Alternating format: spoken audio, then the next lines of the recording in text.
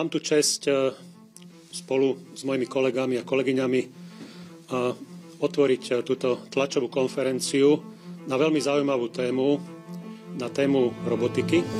Slovenskí stredoškoláci patria k medzinárodnej špičke v robotických technológiách.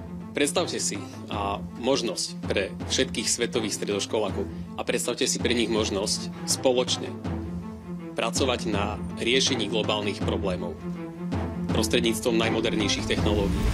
Takto a ešte o mnoho viac je First Global. A slovenský tím opäť nechýbal. Myslím si, že dosiahol historický úspech z pohľadu slovenskej účasti.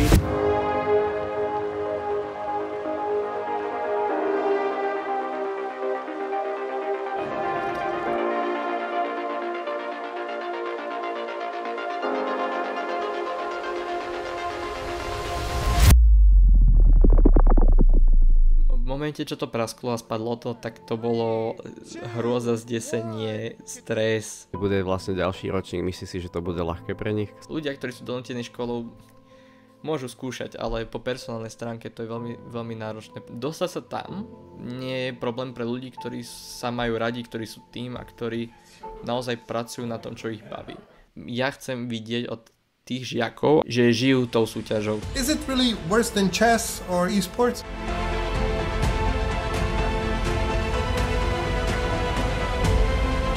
No, it's not. It's the same amount of energy you need to include to be the best in the world.